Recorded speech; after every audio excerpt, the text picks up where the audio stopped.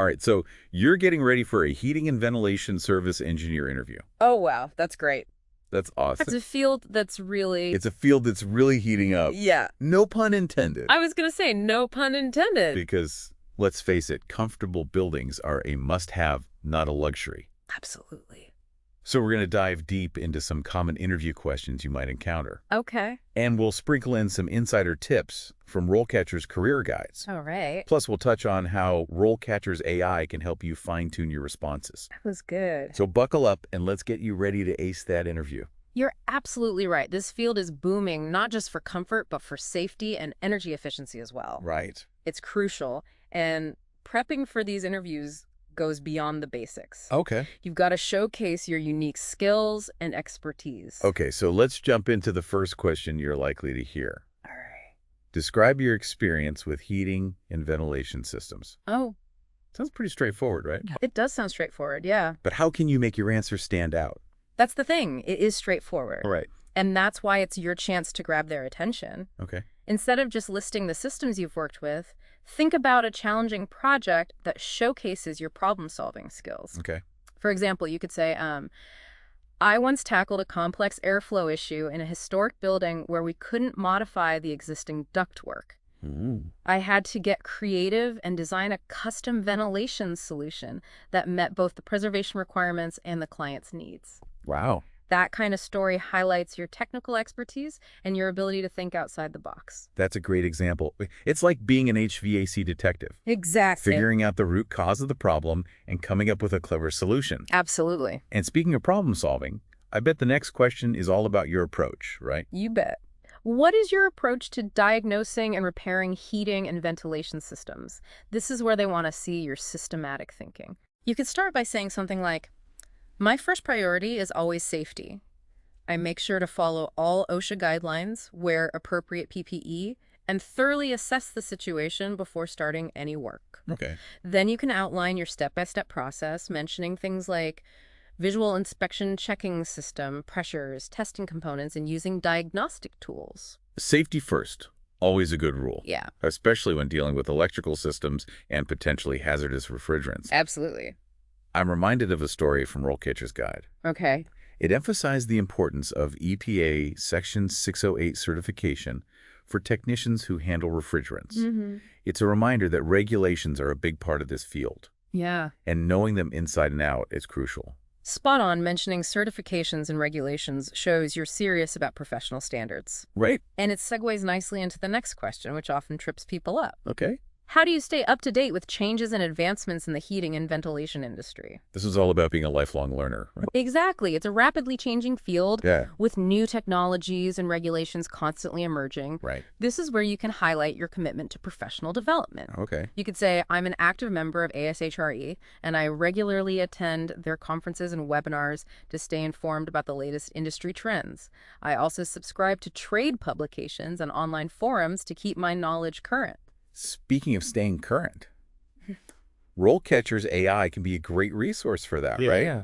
I was playing around with their platform. Oh, cool. And it actually curates industry news and articles relevant to the specific job roles you're interested in. That's awesome. So it's like having a personalized feed of HVAC updates. Pretty cool. That's a fantastic point. It's all about leveraging the resources available to you. Yeah. And here's another question where you can showcase your proactive approach.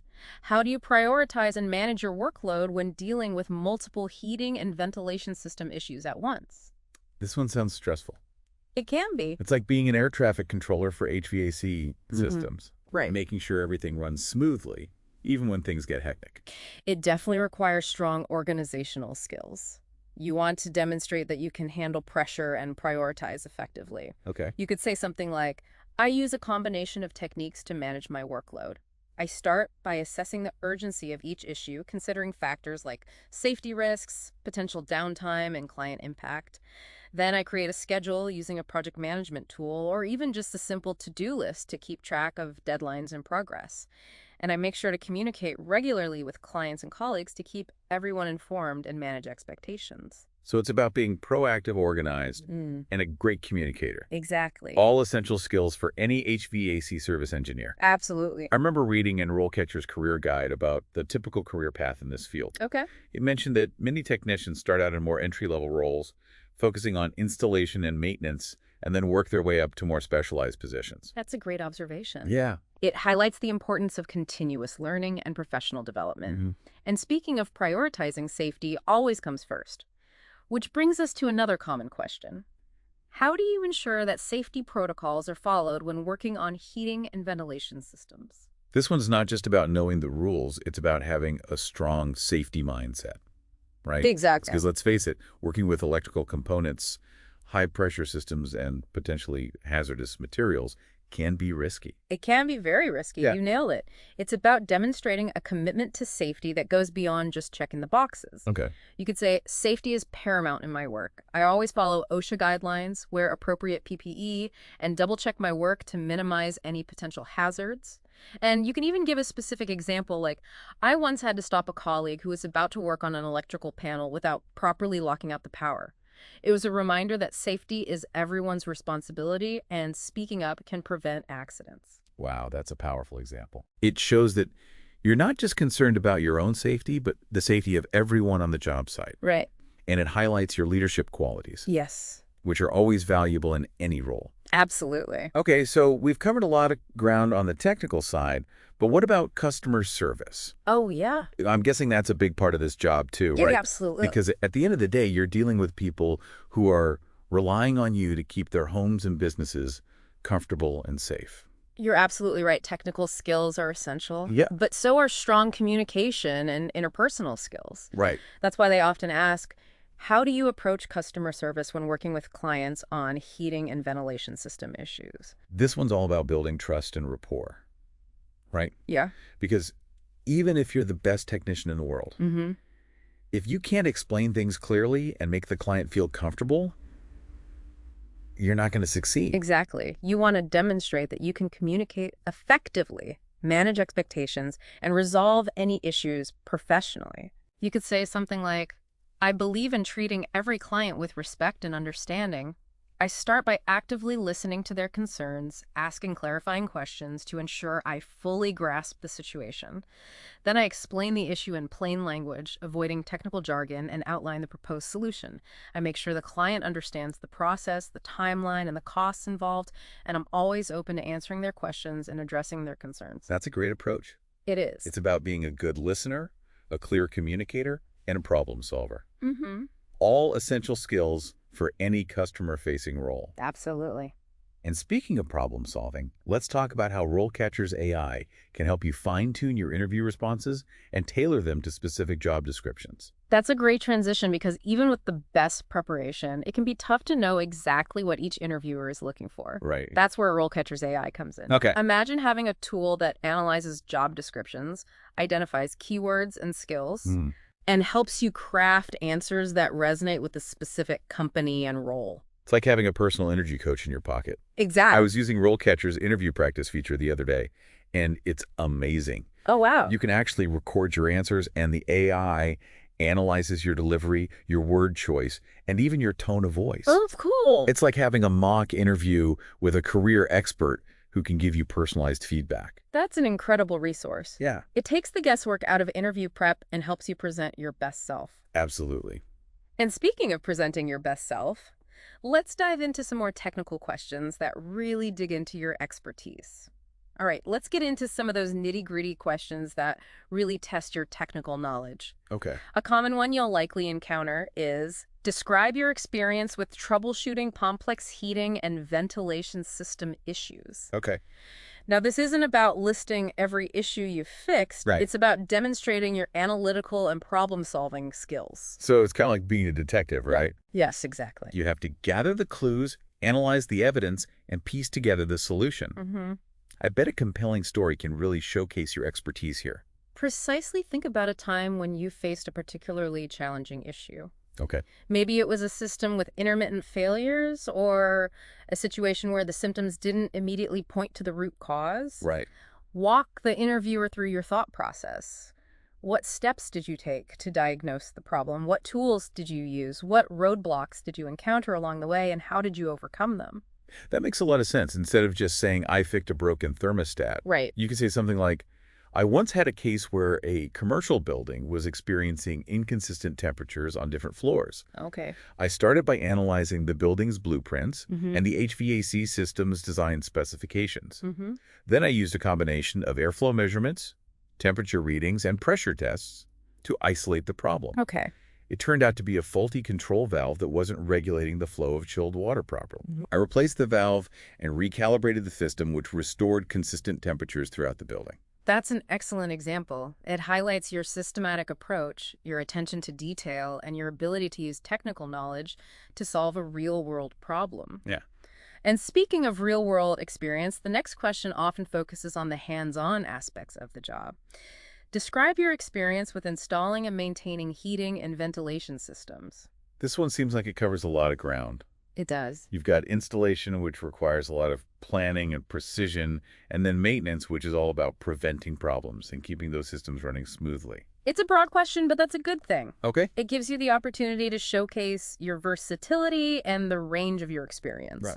You can talk about different types of systems you've worked on, from residential furnaces to large-scale commercial chillers. Wow. Mention specific projects you've been involved in, highlighting any challenges you overcame or successes you achieved. So it's not just about listing the equipment you've worked with, it's about painting a picture Yeah. of your involvement in those projects. So it's right. For instance, instead of just saying, I've installed air conditioners, Right. you could say, I was part of a team that installed a new HVAC system in a high-rise office building. Okay. I was responsible for installing the ductwork, ensuring proper insulation and sealing to prevent air leaks. Mm-hmm. I also collaborated with electricians to connect the electrical components and with the control system technicians to ensure seamless integration. Exactly. That kind of detail demonstrates your understanding of the entire installation process and your ability to work effectively as part of a team. Right. And while we're talking about collaboration, the interviewer might also be interested in your experience with HVAC controls and automation systems. The brains of the operation. Yes. I'm fascinated by how technology is transforming the HVAC industry. Me too. We're talking about smart thermostats, remote monitoring systems, and advanced control algorithms that optimize energy efficiency and comfort. You're absolutely right. This is a rapidly evolving area, and it's important to demonstrate your comfort level with these technologies. Okay. Be prepared to discuss specific control systems you've worked with, such as building automation systems, BAS, or programmable logic controllers, PLCs. Right. Highlight your understanding of control logic sensor networks and communication protocols. So if a job description mentions a specific type of control system, like a Honeywell or Siemens system, make sure to mention any experience you have with those platforms. Yes. And even if you haven't worked with that exact system, you can still emphasize your willingness to learn and adapt to new technologies. Absolutely. You could say something like, I'm proficient in programming and troubleshooting various control systems, and I'm eager to expand my knowledge of, mention the specific system, and contribute to your team's expertise. That's a great way to showcase your adaptability and your commitment to continuous learning. Now let's shift gears for a moment and talk about something that's essential for any successful HVAC project teamwork. You'll likely encounter a question like, how do you approach collaborating with other members of a heating and ventilation team, such as contractors or architects? This one's all about communication coordination and finding those win-win solutions. Yes. After all, HVAC systems are rarely installed in isolation. Right. They're part of a larger building ecosystem that involves architects, engineers, electricians, plumbers, and many other trades. Exactly. The interviewer wants to see that you can work effectively within a team environment, communicate clearly with colleagues from different disciplines, and resolve any conflicts or challenges that may arise. Right. You could say something like, I believe that open communication and mutual respect are essential for any successful project. I make sure to actively listen to the perspectives of other team members, understand their priorities, and find ways to integrate our efforts seamlessly. I'm also proactive in identifying potential conflicts or issues early on and working collaboratively to find solutions that benefit everyone involved. And it's not just about working with other trades, it's also about collaborating with clients. Absolutely. After all, they're the ones who will be living with or working in the spaces you're creating. Right. I'm guessing that leads us to another common interview question. How do you handle a situation where a client is unhappy with the work performed? That's a great point. Dealing with challenging situations and resolving client issues is a critical part of this job. Yeah. This question is designed to assess your problem-solving skills, your communication style, and your ability to maintain professionalism under pressure. So it's not just about fixing the technical problem. Right. It's about fixing the relationship with the client. Exactly. They want to see that you can empathize with their concerns. Take ownership of the situation and find a resolution that leaves them feeling satisfied. You've got it. Start by acknowledging the client's concerns and expressing your understanding of their frustration. Then outline the steps you'll take to investigate the issue and identify the root cause. Be transparent about the process. Keep the client informed throughout and offer realistic solutions. You could say something like, I understand that you're not satisfied with the performance of your system, and I want to assure you that I'll do everything I can to resolve this issue promptly and professionally. I'll start by thoroughly inspecting the system, reviewing the installation records, and conducting any necessary tests to pinpoint the problem. I'll keep you updated on my progress and discuss the best course of action to ensure your system meets your expectations. That's a great approach. It demonstrates your commitment to customer satisfaction and your ability to handle difficult situations with diplomacy and professionalism. It does. Speaking of professionalism, I remember reading in RoleCatcher's Career Guide about the importance of certifications in the HVAC industry. Okay. It mentioned that certain certifications like the NATE certification can really boost your credibility and earning potential. That's a valuable insight. Certifications demonstrate your commitment to professional standards and your expertise in specific areas. Right. And they can definitely give you an edge in the job market. In fact, RoleCatcher's AI can actually analyze job descriptions and identify the most relevant certifications for the roles you're interested in. That's amazing. It takes the guesswork out of figuring out which certifications to pursue. It does. And speaking of taking the guesswork out of things, let's talk more about how RoleCatcher's AI can help you tailor your responses to specific job descriptions. That's a perfect transition because even though we've covered some common interview questions, each company and each role will have its own unique requirements and priorities. Right. That's where RoleCatcher's AI becomes invaluable. It's like having a personal career advisor who knows exactly what each employer is looking for. Exactly. I was using their platform the other day, and I was blown away by how it can analyze job descriptions, identify keywords and skills, and even suggest ways to rephrase your answers to align with the company's values and culture. It's an incredible tool for making sure your responses are targeted and impactful. Yeah. And it can really boost your confidence going into those interviews. Absolutely, because when you know you're prepared and you've got the right tools in your arsenal, you can walk into that interview feeling confident and ready to shine. You got it. And that's what it's all about, right? Yeah. Showcasing your skills, Yes. your experience, and your passion for the HVAC industry and landing that dream job. You've got it. So keep practicing those answers. Use RoleCatcher to refine your responses and go into those interviews with the confidence that you've got what it takes to succeed. Awesome advice. We've covered a lot of technical ground and really dug into how to showcase your skills and experience. But let's talk about that it factor, that combination of confidence, professionalism, and genuine enthusiasm that makes a lasting impression. You're absolutely right. You could have all the technical knowledge in the world, but if you don't present yourself well, you might not get the chance to showcase it. Right. Think of the interview like a performance. You've rehearsed your lines, you know your material, but now it's time to step onto the stage and deliver. Okay, so let's talk wardrobe. Should I dust off my tuxedo or power suit? What's the right level of formality for an HVAC interview? Well, while a tuxedo might be a bit over the top, you want to strike the right balance between professional and approachable. I always recommend aiming for business casual. Okay. Think clean and pressed slacks or khakis, a collared shirt or blouse, and comfortable closed-toe shoes. And don't forget the details. Okay. Make sure your shoes are polished, your hair is neat, and your fingernails are clean. It shows you pay attention to detail, which is a valuable trait in any technical field. Makes sense. It's like the saying, dress for the job you want, not the job you have. Exactly. Even if the day-to-day work involves getting your hands dirty, the interview is your chance to make a first impression. Exactly. And while we're talking about first impressions, let's not forget about body language. It can speak volumes before you even say a word. Okay. Make eye contact with the interviewer, offer a firm handshake, and sit up straight. These nonverbal cues convey confidence and engagement. And don't forget to smile. It sounds simple, It does. but a genuine smile can go a long way in making you appear approachable and enthusiastic. I remember reading in RoleCatcher's guide about the importance of building rapport with the interviewer. Yeah. It's not just about answering their questions, it's about having a conversation and showing them that you're a good fit for their team.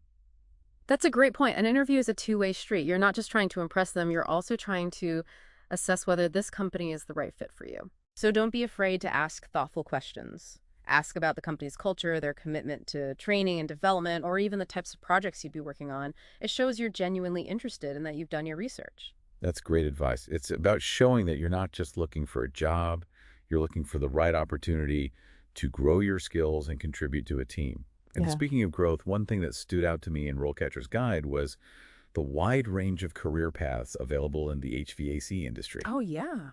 You could specialize in a particular type of system, move into management, or even start your own business. Absolutely. The HVAC industry is full of possibilities, and the skills you gain in this field are transferable to many other areas. Right. So no matter where your career takes you, the knowledge and experience you gain as an HVAC service engineer will be invaluable. Well, I think we've covered just about everything from technical expertise to soft skills, from interview prep to career planning.